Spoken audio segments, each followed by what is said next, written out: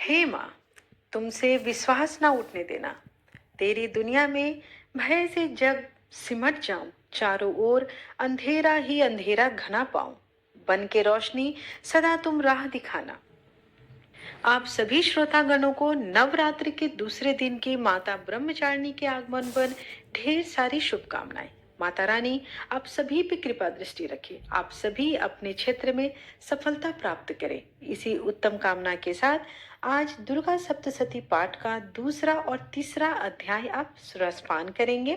आप सबसे अनुरोध है कि कथा का श्रवण हमेशा संपूर्ण करें, क्योंकि किसी भी कथा को आधी अधूरी नहीं सुननी चाहिए। इस समय मेरे चैनल पर श्रीमद् देवी भागवत पुराण भी चल रहा है, तो अगर आप नहीं सुन पाए हैं तो आप मेरे जाकर चैत्र नवरात्रि महात्म कथा का उस प्लेलिस्ट में आप सुन सकते हैं। आइए आज की वीडियो का आरंभ करती हूँ। सर्वप्रथम माता का ध्यान करेंगे। सर्व मांगल मांगल्ये शिवे सर्वार्थ साधिके शरण्ये त्र्यंबके गौरी नारायणी नमोस्तुते। आज के अध्याय में देवताओं के तेज से देवी की उत्पत्ति और महिषासुर सैन्य का विनाश के बारे में बताया गया है। ओम मध्यम चरित्रस्य विष्णु ऋषि महालक्ष्मीर देवता उष्णिक छंदः शाकंभरी शक्ति दुर्गा बीजम वायुस्तत्वं यजुर्वेद स्वरूपम श्री महालक्ष्मी प्रीत्यर्थम मध्यम चरित्र जपे विनियोगः। ऋषि ने कहा, प्राचीन काल में देवताओं और दानवों में 100 वर्ष तक तुमुल युद्ध हुआ था। इस युद्ध में दानवों का स्वामी महिषासुर तथा देवताओं के अधिपति इंद्रदेव थे। उस भीषण द्वंद्व युद्ध में देवताओं की सेना महाबलवान दैत्यों के आगे टिक न सकी। समस्त देवताओं पर विजय लाभ करके दैत्यराज महिषासुर ने इंद्र के सिंहासन पर अपना आधिपत्य जमा लिया।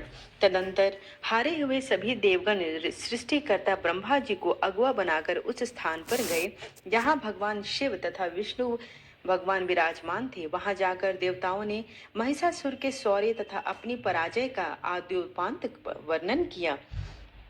देवताओं ने कहा, भगवान महाबली महिषासुर सूर्य चंद्र अग्नि वायु इंद्र यम वरुण तथा अन्य अन्य देवताओं के अधिकार को हस्तगत करके स्वयं ही सब देवों का स्वामी बन गया है। इस विधर्मी महिषासुर ने सभी देवों को उनके स्थान स्वर्ग से च्युत कर दिया है और अब वे निष्कासित देव भूतल पर मनुष्यों के भांति भटक रहे हैं। असुरों की यह सारी घटना मैंने आप लोगों के सम्मुख कही है। अब हम देवगण आपके शरणागत हैं। आप विचार करके उस दानव के वध का कोई उपाय बतलाइए। देवताओं के मुख से ऐसी बात सुनकर भगवान विष्णु और शिव जी दैत्यों पर बहुत ही कुपित हुए। इस कांड से उन देवादिदेव की भौहें चढ़ गई और मुंह टेढ़ा हो गया। तदंतर अत्यंत क्रोधित चक्रपाणि भगवान विष्णु के मुख से एक महान तेज का आविर्भाव हुआ। फिर ब्रह्मा और शंकर के शरीर से भी ऐसा ही तेज निकला। इसी प्रकार इंद्रादि अन्य देवों के शरीर से भी उसी प्रकार का तेज पुंज उत्पन्न हुआ। निकलने के बाद ही वे सभी तेज पुंज परस्पर मिलकर एक हो गए। वह महान तेज पुंज ज्वलंत पर्वत के सदृश जान पड़ता था। देवताओं ने देखा कि उसकी ज्वालाएं समस्त दिगंतों में व्याप्त हो रही हैं। समस्त देवों के शरीर से प्रादुर्भूत तेज पुंज अतुलनीय था। उस तेज पुंज के एक साथ मिलित होने से वह नारी के रूप में परिवर्तित हो गया और अपने प्रकाश से प्रकाशित होकर त्रैलोक्य में छा गया। भगवान शिव के शरीर से निकले हुए तेज के द्वारा महामाया देवी का मुख प्रकट हुआ। यमराज के तेज से देवी के सिर के केस निकले और भगवान विष्णु के तेज से उनकी भुजाओं का निर्माण हुआ। चंद्रमा के तेज से स्तन द्वय, इंद्र के तेज से कटी भाग, वरुण के तेज से जांग तथा पैर की पिंडली और पृथ्वी के तेज से नितंब की उत्पत्ति हुई। ब्रह्मा के तेज से दोनों पैर तथा सूर्य के तेज से उंगलियां उत्पन्न हुई। अष्ट वसुओं के तेज से हाथों की उंगलियां और कुबेर के तेज से नासिका निर्माण हुआ। प्रजापति के तेज से दंतावली तथा अग्नि के तेज से 3 नेत्रों का उत्पन्न हुए। संध्या के तेज से भ्रुकुटी, वायु के तेज से कान उत्पन्न हुए। इसी प्रकार अन्य सभी देवों के से मिलित तेज से देवी की उत्पत्ति हुई। संपूर्ण देवों के मिलित तेज से प्रादुर्भूत उस देवी की मूर्ति को देखकर महिषासुर द्वारा संतप्त देवता लोग अत्यंत प्रमोदित हो गए। शंकर भगवान ने अपने प्रमुख अस्त्र शूल में से एक शूल उन्हें दिया। फिर भगवान विष्णु ने अपने चक्र से दूसरे नए चक्र का निर्माण करके देवी को प्रदान किया। वरुण देव ने शंख, अग्नि देव ने शक्ति, वायु ने धनुष तथा बाण से पूरी 2 तरकस दिए। सहस्त्र लोचन देवराज इंद्र ने अपने वज्र से निर्मित एक वज्र तथा ऐरावत हाथी से उतार कर एक घंटा अर्पण किया। यमराज ने काल दंड द्वारा प्रादुर्भित दंड, वरुण ने पाश, प्रजापति ने स्फटिकाश की माला और सृष्टिकर्ता ब्रह्मा ने उन्हें अपना कमंडलू अर्पित किया। देवी के समस्त रोमकूपों में सूर्य ने अपनी रेशमियों का तेज भर दिया। काल ने उन्हें अपनी चमचमाती हुई तलवार और ढाल दे डाला। क्षीर सागर ने उज्जवल हार, कभी जीर्ण न होने वाले 2 दिव्य वस्त्र, दिव्य चूड़ामणि, 2 कुंडल, कड़े, समुज्वल अर्धचंद्र भुजाओं के लिए केवूर दिया। दोनों चरणों में धारण करने के लिए नुपुर दिए। गले की उत्तम हंसुली और सभी उंगलियों में धारण करने के लिए रत्न जड़ित अंगूठियां भी अर्पित करी।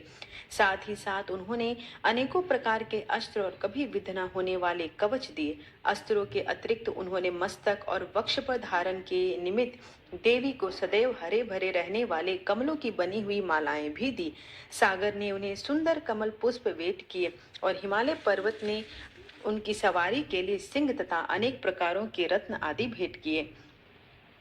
धन के स्वामी कुबेर ने मधु से पूरित पात्र दिया। संपूर्ण पृथ्वी को धारण करने वाले नागराज शेष ने बहुमूल्य मणियों से विभूषित किया, नागाहार का उपहार किया। इसी प्रकार अन्य देवों ने भी अपने अपने अस्त्र शस्त्र और आभूषण देकर देवी का सम्मान किया। इसके अनंतर उच्च स्वर से अट्टहास करते हुए देवी ने बारंबार गर्जन किया। उनके भयंकर गर्जन से संपूर्ण आकाश गुंजायमान हो उठा। देवी के घोर गर्जन से उत्पन्न भयंकर रव कहीं समा न सका। इससे तीनों लोगों क्षुभित और समुद्र भी कांप उठा। पृथ्वी में भूकंप आ गया। समस्त भगवती सिंह वाहिनी देवी का जय जयकार करने लगे। इसके पश्चात महर्षियों ने भी नतमस्तक होकर देवी की स्तुति की। समस्त विश्व को क्षुब्ध कर देखकर असुर लोग अपनी संपूर्ण सेना को कवच आदि से सज्जित कर हाथों में अपने आयुधों को लेकर एकाएक उठ खड़े हुए। उस समय महिषासुर अत्यंत क्रुद्ध होकर बोल उठा, आह, यह सब क्या हो रहा है। तदंतर संपूर्ण असुरों से घिरा हुआ वह महिषासुर देवी की भयंकर नाद की ओर लक्ष्य करके दौड़ पड़ा। उसने सबसे आगे जाकर देखा, वह देवी अपनी अलौकिक प्रतिभा से त्रैलोक्य को प्रकाशित कर रही थी। उनके पदभार से पृथ्वी रसातल में बोझिल होकर दबी जा रही थी। मस्तक के मुकुट से आकाश में रेखा से खींची हुई थी तथा वे अपने धनुष के टंकार से सप्त पाताल लोकों को क्षुभित कर रही थी। अपनी सहस्त्र भुजाओं से देवी समस्त दिशाओं को आच्छादित करके खड़ी थी। इसके पश्चात देवी के साथ दैत्यों का घनघोर युद्ध प्रारंभ हो गया। महिषासुर का सेनापति चिचुर नामक महान असुर था। देवी के साथ उस महाबली दानव का संग्राम होने लगा। चामर नामक असुर दानवों की चतुरांगणी सेना को लेकर युद्ध में भिड़ गया। 60,000 रथियों को अपने साथ लेकर उदग्र महाबली दानव भी युद्ध में आ गया। 1 करोड़ सेना लेकर महाहनु नामक असुर ने युद्ध में भाग लिया। असिलोमा नामक महादानव 500 रथियों के साथ युद्ध स्थल में आ पहुंचा। उस रणभूमि में वासकाल नामक दैत्य अपने साथ 60 लाख सेना लेकर लड़ने लगा। परिवारित नामक असुर हाथी सवार, घुड़सवार आदि की टोलियों के साथ 1 करोड़ की विशाल सेना के साथ युद्ध भूमि में उतर गया। बिडाल नामक दैत्य 5 अरब रथियों के साथ लड़ने लगा। इसके अतिरिक्त सहस्त्र महादैत्य वहां पर अपनी अपनी सेना के साथ माता पर प्रहार करने लगे। वे अगणित दानव देवी के साथ तोमर, भिंदीपाल, शक्ति, मुसल, खड्ग, परशु, अपट्टिहास नामक अस्त्र शस्त्र का प्रहार करते हुए युद्ध में लगे रहे। कुछ एक दैत्यों ने मिलकर देवी पर शक्ति का प्रहार किया, कुछ एक ने अपने पास फेंके। कुछ अन्य दैत्यों ने देवी के वध के उद्देश्य से उन पर खड्ग का प्रहार किया। देवी ने क्रुद्ध होकर लीला स्वरूप अपने अस्त्र शस्त्रों की भीषण वर्षा से उन दोनों दानवों के निक्षिप्त अस्त्रों को सहज ही रूप में काट दिया। उनके मुख कमल पर परिश्रम का एक लेस मात्र भी चिन्ह नहीं दिखाई देता था। देवताओं और ऋषि उनका स्तुति गान कर रहे थे। वह महामाया परमेश्वरी उन दैत्यों पर अपने अस्त्रों शस्त्रों की बौछार कर रही थी। देवी की शक्ति से वर्धित गण लोग असुरों का संहार करते हुए नगाड़े शंख आदि बजने लगे। उस समरांगन में कितने ही गण मृदंग आदि बजा रहे थे। इसके पश्चात देवी ने त्रिशूल गदा तलवार चलाकर तथा शक्ति की वर्षा करके सैकड़ों असुरों का विनाश कर दिया। कितने ही राक्षसों को घंटे की भयंकर आवाज से अचेत करके वध कर दिया। अनेकों दैत्यों को देवी ने अपने पाश में बांधकर भूमि पर घसीटा और कितने ही दानव उनकी पैनी तलवार के प्रहार से दो दो टुकड़े में विभक्त हो गए। कितने ही राक्षस उनकी गदा के आघात से आहत होकर धराशायी हो गए। कितने ही मूसल की खेट चोट खाकर आहत अवस्था में मुंह से खून उगलने लगे। सूल के प्रहार से वक्षस्थल फट जाने के कारण कितने ही दैत्य भूमि पर गिरे। देवी की वान वृष्टि से कितने ही दैत्यों का कटी प्रदेश भंग हो गया। बाज पक्षी की तरह वेग से झपटने वाले दानव अपने प्राणों का त्याग करने लगे। कितने ही राक्षसों की भुजाएं आघात से छिन्न भिन्न हो गई। कितनों ने गर्दनें कट गई। कितनों के मस्तक खंड खंड होकर भूमि पर गिरने लगे। कुछ दैत्यों के शरीर बीच के भाग से ही विदीर्ण हो गए। कितने राक्षस जांगहीन हो जाने से धरती पर गिर गए। देवी ने कितने ही दैत्यों की एक बाह और एक पैर तथा एकाक्ष करके दो टुकड़ों में विदीर्ण करके उनका संहार कर डाला। कितने ही योद्धा राक्षस देवी के द्वारा छिन्न मस्तक होकर भी पुनः संभल कर उठते और केवल धड़ के सहारे ही अच्छे अच्छे अस्त्रों शस्त्रों का हाथ में लेकर युद्ध करने में तत्पर हो जाते। कटे हुए कबंद युद्ध के बाजों के स्वर पर नाचने लगते। दानव दल में हाथी घोड़े और मृतक असुरों के शरीर से इतना रक्त प्रवाह हुआ कि वहां कुछ ही क्षणों में खून की बड़ी बड़ी नदियां बहने लगी। जिस प्रकार तृण समूह और काष्ठ के विशाल राशि को अग्नि कुछ ही क्षणों में भस्म कर देती है, उसी प्रकार जगत जननी जगदम्बा ने असुरों के उस विशाल सैन्य समूह को क्षण भर में ही नष्ट कर दिया। देवी के गणों ने भी उन दानवों के साथ ऐसा भीषण युद्ध किया जिससे आकाश में दर्शक बने देवता गण भी बहुत ही प्रसन्न होकर उन पर आकाश मार्ग से सुमन की वृष्टि करने लगे। इस प्रकार श्री दुर्गा सप्तशती पाठ का दूसरा अध्याय समाप्त हुआ। अब तृतीय अध्याय। जगदम्बा के श्री अंगों की शोभा सहस्त्रों उदित होते हुए सूर्यों के तुल्य है। उनके रक्त वर्ण की साड़ी के साथ गले में मुंडमाला सुशोभित हो रही है। दोनों स्तन उनके रक्त चंदन चर्चित। उनके कर कमलों में जप माला विद्या अभय तथा वर नामक ये चार मुद्राएं शोभा पा रही हैं। उनका मुख कमल त्रिनेत्रों से युक्त होकर शोभायमान हो रहा है। मस्तक पर रत्न जड़ित मुकुट के साथ ही चंद्रमा भी विराजमान है। वे स्वयं कमलासन पर आसीन है। ऐसी देवी को मैं भक्ति च्युत से नमस्कार करता हूँ। ऋषि ने कहा, इस प्रकार दानव सेना का संहार होते हुए देखकर सेनापति चिचुर क्रोधित होकर अंबिका देवी से युद्ध करने के लिए उनके सम्मुख आया। सुमेरु पर्वत के शिखर पर होने वाले मेघों की वर्षा की भांति वह दानव देवी पर अपने बाणों की वर्षा करने लगा। तत्पश्चात देवी ने अपने बाणों से उसके बाण समूहों को अनायास ही काट करके उसके सारथी और रथ के घोड़ों को मार डाला। इसके साथ ही उसके धनुष तथा ध्वजा को भी काट कर और उसके बाणों को छेद डाला। अपने धनुष रथ घोड़े और सारथी के नष्ट हो जाने पर वह दानव अपनी तलवार और ढाल लेकर देवी की ओर झपटा। उसने तेज धार वाली तलवार से सिंह के मस्तक पर आघात करके देवी की बाईं भुजा पे अत्यंत वेग से प्रहार किया। राजन, देवी की बाह के स्पर्श से वह तलवार भग्न हो गई। अपना प्रहार निष्फल होते देखकर उस राक्षस ने क्रोध से रक्त नेत्र करके हाथों में सूल उठाया। तब उस महादैनव ने देवी की भद्रकाली के ऊपर अपना सूल चलाया। वह आकाश मंडल से गिरते हुए सूर्य मंडल के समान अपने तेज से दीप्यान हो गया। बड़े वेग से उस सूल को अपनी ओर आते देखकर प्रत्युत्तर में देवी ने भी अपना सूल चलाया। देवी के सूल के प्रहार से दानव सूल के सैकड़ों खंड हो गए। साथ ही उस सूल के द्वारा महाबली सेनापति चिक्षुर का प्राणांत भी हो गया। महिषासुर के महावीर सेना नायक चिचूर के वधो उपरांत देवताओं का पीड़क चामर नामक राक्षस हाथी पर सवार होकर माता के समक्ष लड़ने को आया। अपनी खंडित शक्ति को देखकर चामर परम कुपित हुआ। क्रोध में भरकर उसने सूल का वार किया, किंतु देवी ने उस सूल को अपने बाणों द्वारा काट गिराया। इतने में अवसर पाकर देवी का सिंह हाथी के मस्तक पर उछल पड़ा और दानव के साथ बाहु युद्ध करके उद्यत हो गया। वे दोनों लड़ते लड़ते हाथी से भूमि पर उतर आए। अत्यंत क्रोधी होकर परस्पर प्रचंड प्रहार करते हुए लड़ने लगे। तत्पश्चात देवी का सिंह पंजों के प्रहार से चामर का सिर धड़ से भिन्न कर दिया। इसी प्रकार उदग्र दैत्य पत्थरों और वृक्षों की चोट खाकर रणस्थल में देवी के हाथों मारा गया और कराल राक्षस भी दांतों, घूसों और थप्पड़ों से मारा गया।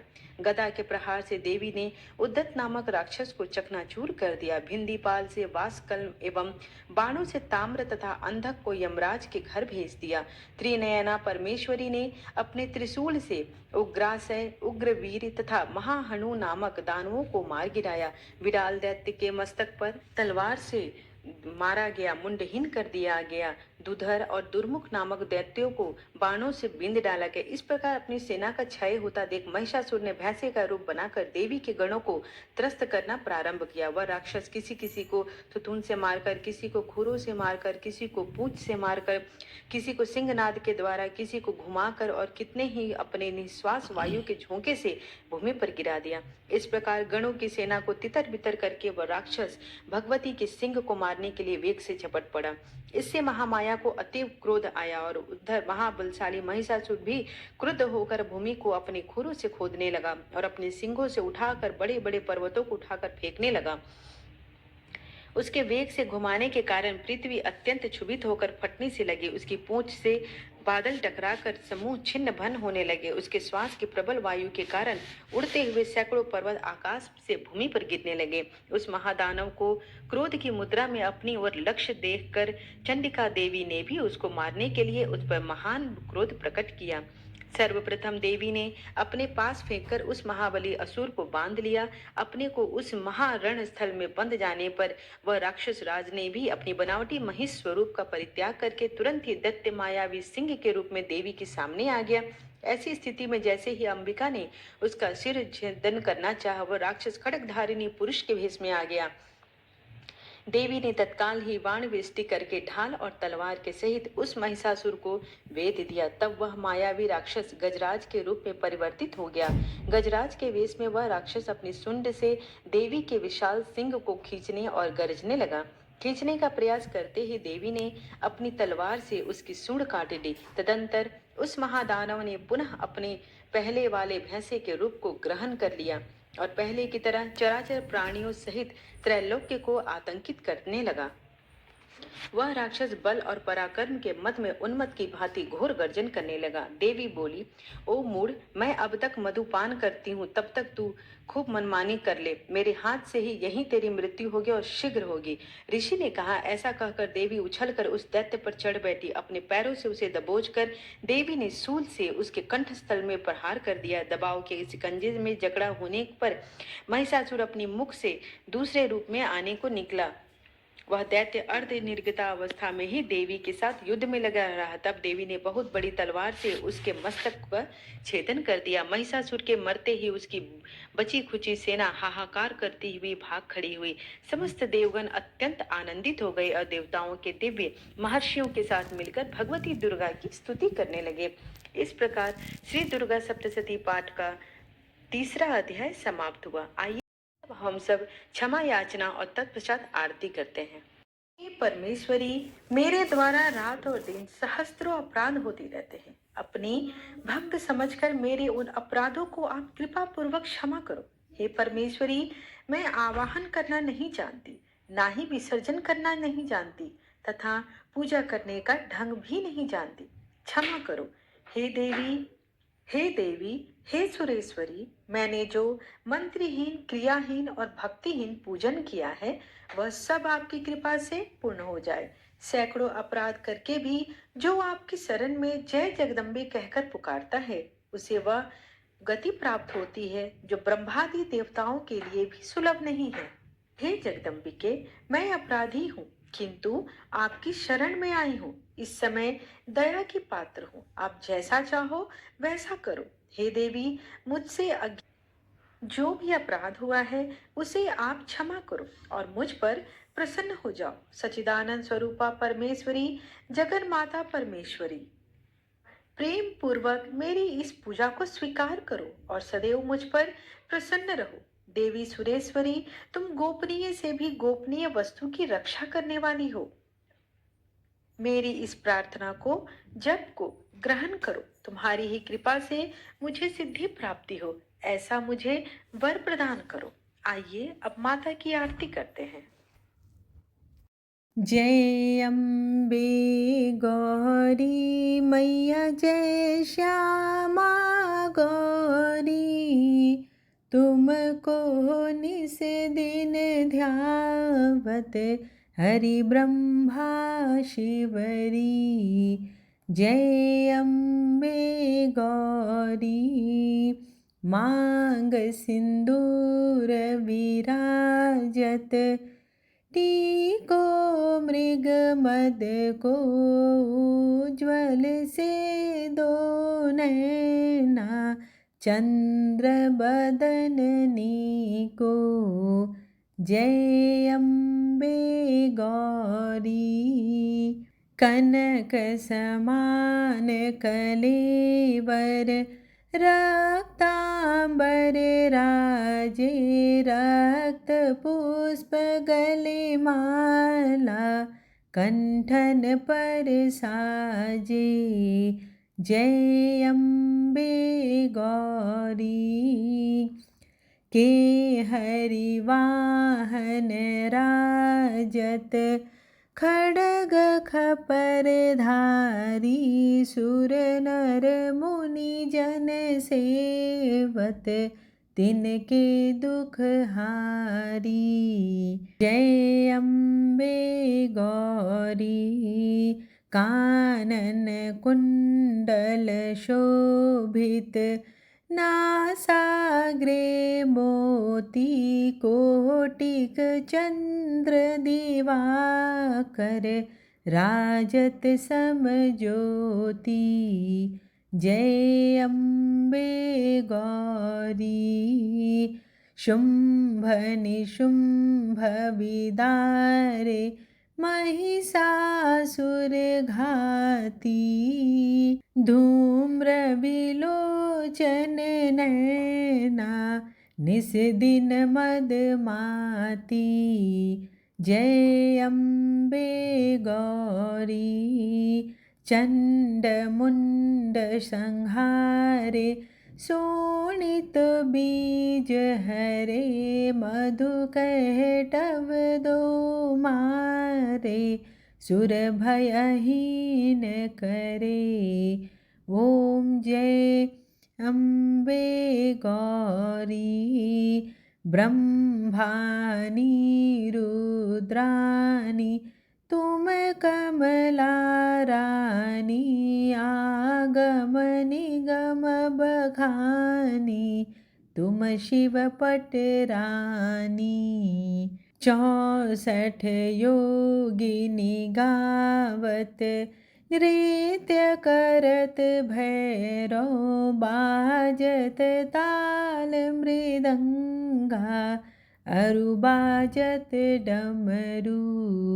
जय अम्बे गौरी, तुम ही जग की माता, तुम ही हो भरता, भक्तन की दुख हरता, सुख संपत्ति करता। जय अम्बे गौरी, भुजाचार अति शोभित, वर मुद्राधारी, मन वांछित फल पावत, सेवत नर नारी।